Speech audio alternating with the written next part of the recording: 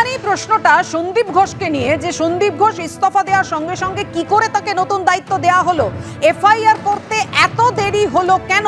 হাইকোর্টের পর সুপ্রিম কোর্টও প্রশ্ন তুললাম। আমরা সরাসরি কথা বলবো, আমাদের সঙ্গে রয়েছেন আমাদের প্রতিনিধি আবির দত্ত।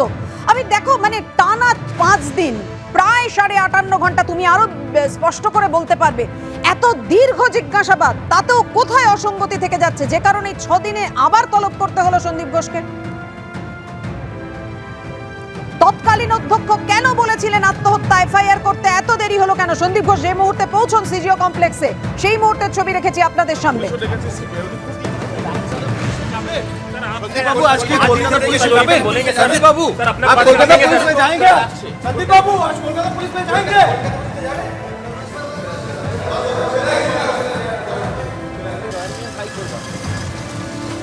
ঢুকে বুকে ঢুকিস না, संदीप बाबू আপনাকে কলকাতা পুলিশও ডেকেছে। কলকাতা পুলিশে যাবেন संदीप बाबू आज की कोलकाता पुलिस में जाएंगे? संदीप बाबू आप कोलकाता पुलिस में जाएंगे? संदीप बाबू आज कोलकाता पुलिस में जाएंगे?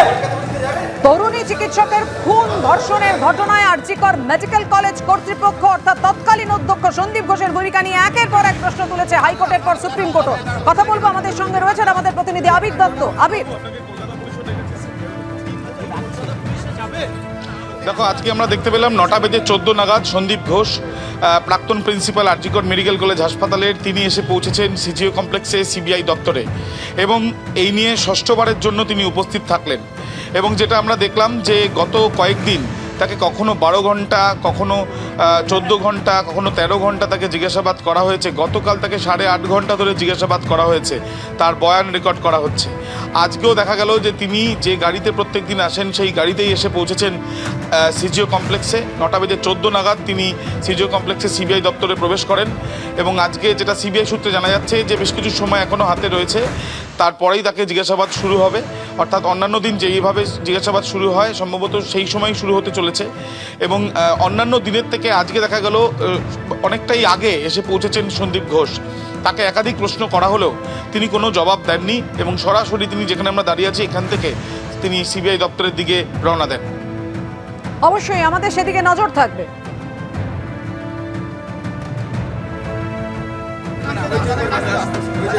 संदीप बाबू আপনাকে কলকাতা পুলিশও ডেকেছে। কলকাতা পুলিশে যাবেন? संदीप बाबू आज की कोलकाता पुलिस में जाएंगे? संदीप बाबू आप कोलकाता पुलिस में जाएंगे?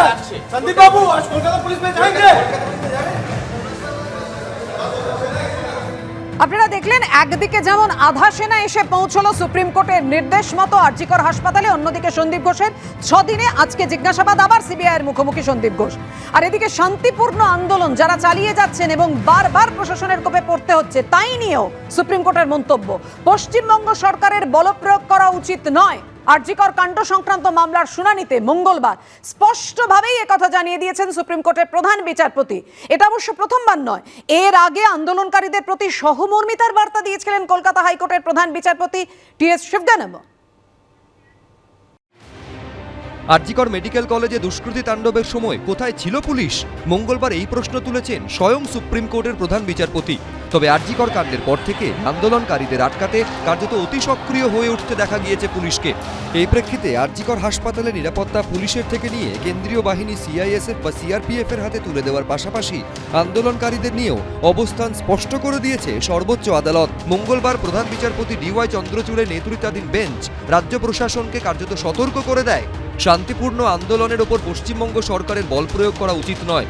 চিকিৎসক, নাগরিক সমাজ, আইনজীবী যারাই প্রতিবাদ করুক, আন্দোলন হিংসাত্মক না হলে বল প্রয়োগ করা উচিত নয়। চিফ জাস্টিসও বললেন যে তোমরা যারা আন্দোলন করছে পিসফুলি, তাদের উপর হামলা করছো কেন?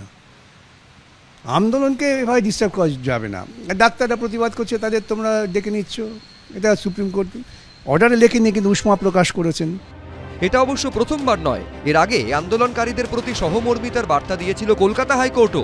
13ই আগস্ট প্রধান বিচারপতি টি.এস. শিবজ্ঞানম বলেন, আন্দোলনরত চিকিৎসকদের আবেগকে গুরুত্ব দিয়ে দেখতে হবে। তাদের এক সহকর্মীকে নির্মমভাবে হত্যা করা হয়েছে। যে নৃশংসতার সঙ্গে এই ঘটনা ঘটেছে তাতে চিকিৎসকদের এই অবস্থানকে অন্যায্য বলা যায় না।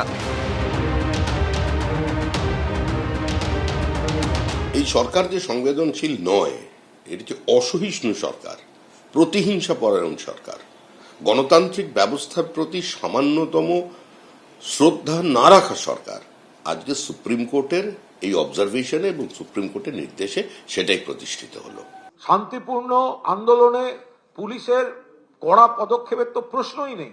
তো সুপ্রিম কোর্ট এটাও বুঝেছেন যে যারা আন্দোলনকারী তাদেরও তো আইনের মধ্যে থাকতে হবে। তারা যদি আইন ভাঙেন তখন যেটুকু না হলে নয়, পুলিশকে ব্যবস্থা নিতে হয়। সোমবারই চিকিৎসক কুণাল সরকার ও চিকিৎসক সুবর্ণ গোস্বামীকে লালবাজারে ডেকে পাঠায় পুলিশ, যার প্রেক্ষিতে বিভিন্ন মহলে প্রশ্ন উঠেছে, এটা কি প্রতিবাদের কণ্ঠরোধের চেষ্টা? কারুর নাম না করে এ নিয়ে মুখ খুলেছেন তৃণমূল সাংসদ জহুর সরকার। পুলিশ যখন কোন পোস্টের ভিত্তিতে যদি লোককে তলব করে, তার ক্ষমতা নিশ্চয় আছে, আমি জানি কেন, কিন্তু তলব করাটা, সামন করাটা, ওয়ারেন্ট করাটা, এটা একটা কিরকম দেখতে খারাপ লাগে। যাদের করছে তারা তো গণ্যমান্য ব্যক্তি, তাদের ব্যাপারে তারা তো কোথাও পালাচ্ছে না। তাদের ব্যাপারে আইনগত যদি কোনো প্রমাণ খুঁজে পাওয়া যায়, আইনগত তখন অ্যাকশন হবে। কিন্তু এই সমন করার, তার ডেকে নিয়ে যাওয়া যে লালবাজারে আসুন, এটা কিরম মানে দেখতে খারাপ লাগে আর কি, মানে একটা সম্মানে আঘাত লাগে। মঙ্গলবার আরজিকর কাণ্ড নিয়ে সুপ্রিম কোর্টে শুনানি চলাকালীন রাজ্য সরকারের আইনজীবী কপিল সিব্বল বলেন, ৩৭ জনকে গ্রেফতার করা হয়েছে, ৫০টা এফআইআর হয়েছে। একথা শুনে সলিসিটর জেনারেল তুষার মেহতা বলেন, একটা ঘটনায় ৫০টা এফআইআর, এটা তদন্ত না করার আরেকটা পন্থা। তবে কলকাতা পুলিশ সূত্রে দাবি, শুধু হাসপাতালে তাণ্ডবের ঘটনায় ৫০টা এফআইআর হয়নি, তাণ্ডব, সোশ্যাল মিডিয়ায় ভুয়ো প্রচার মিলিয়ে ৫০টা এফআইআর হয়েছে। মঙ্গলবার আন্দোলনকারী চিকিৎসকদের কাছে কর্মবিরতি তুলে কাজে ফেরার আবেদনও জানান সুপ্রিম কোর্টের প্রধান বিচারপতি। বিজেন্দ্র সিংহ, দীপক ঘোষ, এবিপি আনন্দ।